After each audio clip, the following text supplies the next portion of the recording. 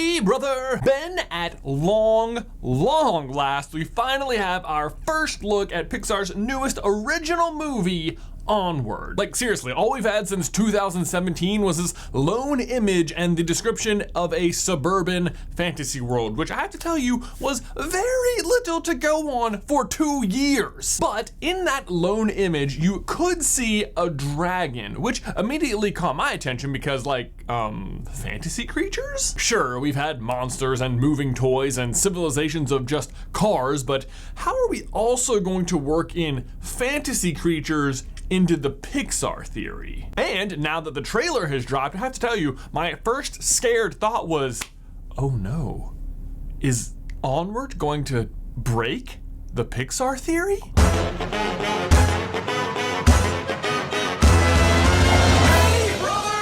Guys, today we are talking about Onward, but the next Pixar movie to come out is Toy Story 4. And if you want to come see it with me and Ben, we are going to be in Washington, D.C. on June 30th to watch the movie all together. And then afterwards, we're going to do a big meet and greet. It's going to be super duper fun. There are limited tickets still available. I'm going to put a link for that in the description down below. The Pixar theory, in case you are somehow unfamiliar, is the idea that every Pixar movie exists in the same universe on one giant timeline. It starts with the asteroid missing the Earth in The Good Dinosaur and shows the rise of the humans, machines, and animals over millions of years until eventually ending in Monsters, Inc. or Brave, depending on how you want to look at it. In any case, if you want to get caught up on the full thing, you can check out the full Pixar theory just by clicking the card. What has always been so fun about Pixar, though, in my opinion, is that no matter what perspective or world they are exploring in whatever movie they're making, they've still always managed to make it feel like it's taking place in the same universe, whether that was intentional or not. They've tackled stuff like, what is life like for a bug? What would a world only inhabited by cars look like? What if the monster in your closet was just doing their job? But no matter what they've thrown at us, from monsters to skeletons to rats, there's always been a logical explanation for how it all fits together and where and when everything would exist on the timeline. How do monsters exist in the same world as humans?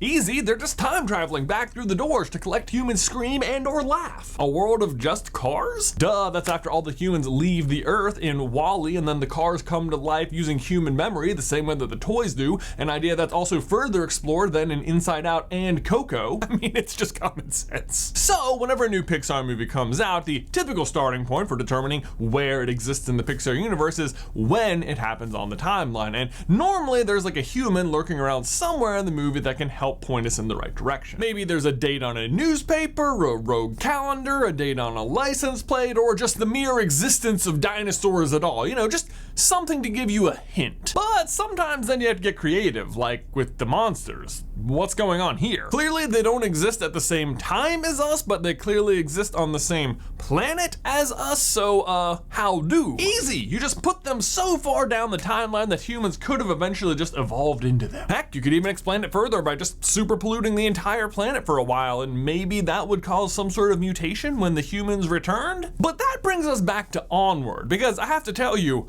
it's been really tricky trying to figure out where and or when it goes. First I thought, okay, well, this is pretty easy. Clearly these creatures are just the forerunners of the monsters. It probably exists somewhere here after the return of the humans in WALL-E and before the start of Monsters U. They still have human looking cars and cities and technology, but they've started to sport some new looks. Sounds good, right? Except the start of the trailer gives you some different context. It says, in times of old, the world was magical. And in the flashback, you see mermaids swimming in the ocean, a unicorn flying majestically through the air, and a small smattering of homes across the countryside. But flash forward, and things are different. Unicorns seem to have been reduced to just common pests, almost raccoons. The mermaids don't live in the actual water anymore, and technology seems to have taken over as the new magic. And you might argue that, well, maybe by magical, they just mean that things used to be wild and free and natural, and now they've all just devolved into a very non-magical suburban life. And sure, fair enough, but I think they mean real magic as much as they mean metaphoric magic. I mean, just on the poster for the movie alone, you can see one of the brothers holding an obviously actually magical staff. And honestly, this sounds very familiar and very much like a Pixar story and the greater Pixar theory in general. Early on in the times of Brave, there is indeed actual magic in the world. Merida follows the will-o-wisps to find her fate. She meets an actual witch who gives her a spell to turn her mother into a bear, all very magical. But as you travel through time, although there are hints that some magic does still exist, eventually it becomes clear that technology has taken over everything. The hunt for that little bit of magic, though, is basically the plot of this movie. I mean, the description reads, two teenage elf brothers, Ian and Barley, embark on a quest to discover if there's still magic in the world in order to spend one day with their father who died when they were too young to remember him. Oh God, there's gonna be so many tears in this movie. But so then the issue with Onward is that even though it feels very much like a Pixar story, the problem you may have already spotted is this story has already happened. When on the timeline is it supposed to be? Because no matter where you put it, you always have to account for its magical past and its technological future. Could it be after The Good Dinosaur but before Brave? No, it could not, because they still have like planes and cars and cities and stuff, so that doesn't work. Could it be even further down the line, like even past Monsters Inc? No, because at the beginning of the trailer we see the past was magical and the monsters are pretty technologically savvy themselves, so they'd have to go from tech savvy back to magic and then back to tech again? No, that doesn't sound right. And anywhere else you want to drop them, there would just be humans. So like, how do, Pixar Theory, how do? Have we arrived at, I don't even want to say it, alternate dimensions? No. I don't accept that. There has to be a way that this works. And really, that is the true fun of the Pixar Theory. I cannot tell you how many messages and emails over the years we have gotten on this channel from people claiming to have finally disproved the Pixar Theory. Let me let you in on a little secret. There is no disproving the Pixar Theory.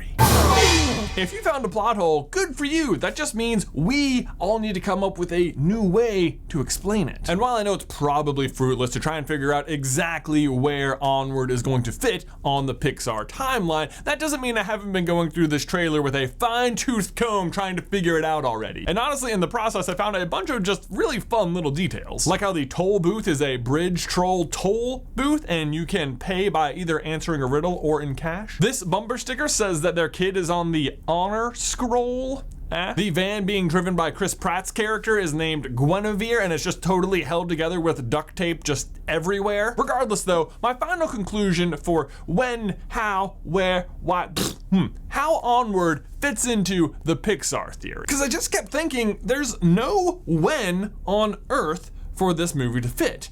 And then I realized I was totally right. There is no when on Earth.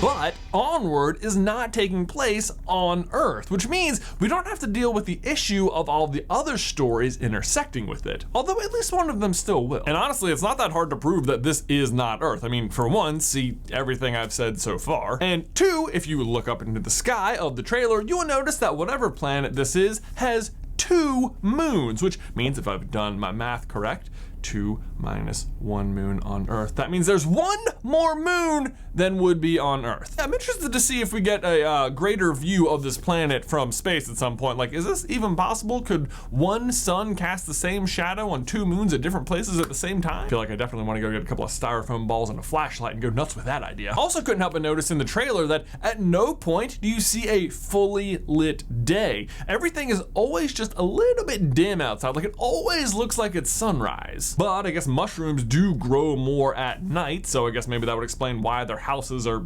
mushrooms. In any case though, if you're sitting there thinking, ugh, another planet, that's not a very satisfying way to tie this in, I have to say I kind of agree. Wouldn't it be way cooler if like humans had left Earth or something and landed onto this new planet and sort of evolved over time into these new different looking creatures, but that's why all the technology looks very human and why maybe all of the magic has gone away and been replaced by technology, and oh my god, that totally is what happened. Maybe. My point is it totally could have happened, because the axiom you see in WALL-E isn't the only starliner from B&L that took off from Earth. There were tons of these things all over the place in space. There's plenty of space out in space. The axiom had been in space for 700 years, and when they finally return, not a single other ship has made it back. Like, of all the starliners out there, certainly one of them landed on another planet at some point. A planet that was safe for humans and already full of fantasy creatures, waiting to use the brand new super advanced tech from these weird aliens.